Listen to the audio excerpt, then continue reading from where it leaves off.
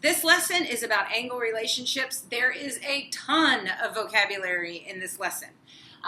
So make sure you've got to understand these concepts and you've got to know when to use them. The first one we're going to talk about is vertical angles. Okay, vertical angles has this V in it. So here's how I remember it. If you were to do a reflection, you know how when you're in grade school and you would write your name in paint and then turn it over and it would have a reflection? This is how I remember vertical angles. Because a vertical angle, it forms this V and they share that common vertex. So if you look over here, angle 2 and 4, if you flipped it, 2 would lie on top of 4. And the same thing, if you flip 3 over, it would land on 1. So those are vertical angles. They both form a V. So here's the V and the backwards V. So 2 and 4 and 1 and 3 are vertical angles. And the definition of this is that the vertical angles are two angles that are across of each other when two lines intersect, and these angles are congruent, which means they're going to be equal to each other.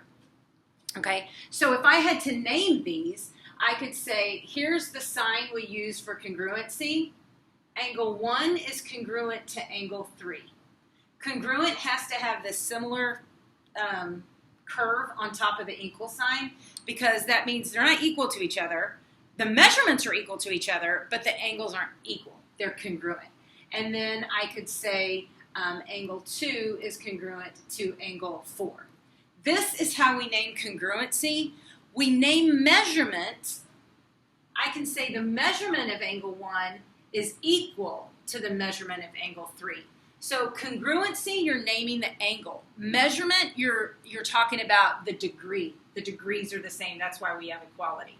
So the measurement of angle 2 is going to be equal to the measurement of angle 4. So a little bit different. Congruency statements, equality statements. Adjacent angles, adjacent means near or next to, right? So we have adjacent angles, or two angles that share a common side and they share the vertex. And they are next to each other. So angle 5 and angle 6, angle 5 plus angle 6 is going to be equal to angle ABC. These are next to each other and they equal the whole angle. All right, complementary angles. Complementary angles are any two angles in which the sum of their measure is 90 degrees. So complementary angles, 90 degrees. Supplementary angles add up to 180 degrees. So for this statement, you could say angle 7 plus angle 8 equals 90 degrees. Okay? And you would say measure and measure because we're talking about numbers. So when you talk about numbers, you have to have that M in front of it because we're making an equality statement. Supplementary angles are two angles in which the sum of their measure is 180 degrees. So if I want to talk about this, I would say the measurement of angle 9 plus the measurement of angle 10 equals the measurement, no it doesn't, it just equals 180.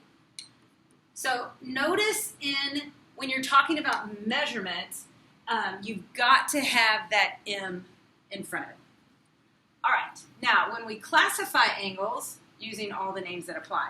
So number 1, that's going to be complementary, and it's we have adjacent because they're next to each other. We have complementary because they add up to 90 degrees, and of course we know that it's a right angle. Number 2, all you can say here is that they're adjacent. I don't know what they add up to. It's not a straight angle, and we don't know it adds up to 90. Okay, look at number 3.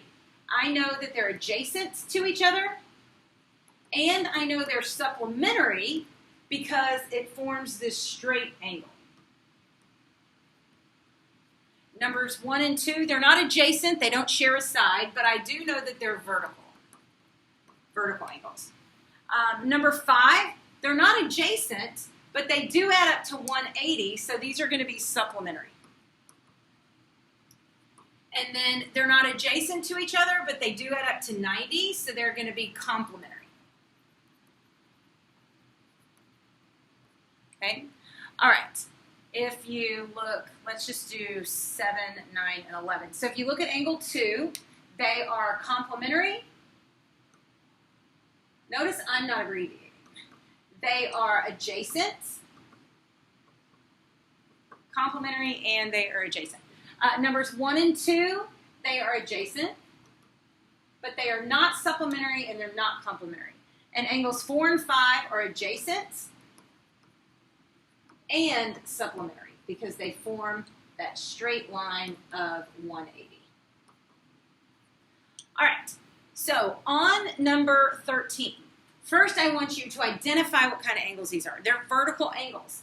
Here's the V, and they're across from each other. So if this guy is 107, vertical angles are equal, so I know that X is equal to 107. Number 5, these are supplementary. I know supplementary angles add up to 180. So X plus 142 equals 180. So of course we subtract 142 on both sides, and X is going to equal 38 degrees. And of course you can check your answer. Now, I'm not going to put that degree there because X, I am just looking for the degree, and the degree is already given to me, so I'm just writing what the value of X is, which is 38. Okay, look at, let's do 17. So RST, the whole thing is 112, so I know that 87 plus X equals 112, and then I'm going to subtract 87 from both sides, and I know that X is going to be 25. Okay? All right, let's do all of these here. We've got X, Y, and Z. So I know that these guys are going to be a straight angle. So X plus 127 is going to be 180 degrees. So if I subtract 127 from both sides, I know that X is going to be 53 degrees. I know that X and Y are vertical angles. So if X is going to be 53 degrees, then Y is going to be 53 degrees. And, oh, I don't know what happened there. I know if this is 90 degrees right here, this has to be 90 degrees, which makes Z plus Y, and Y is 53 degrees, is going to be 90. So Z then has to be 37. Okay? So that's how you find those measurements. All right, now when you look at a word problem, it's the same thing. If G and H are supplementary angles and angle H is 51, find G. And sometimes it's almost easier to draw a picture. You can put like G and A. Actually, these aren't even G and H. And if H is 51 degrees, what is this guy here if they're supplementary? So you know 51 plus X equals 180, and so X is going to be equal to 149. And it's saying angle G, so the measurement of angle G equals 149 degrees. Okay, so that's how you do the word problem, same thing. So lots of vocabulary, make sure you understand and what it looks like in a diagram. Come see me if you need me.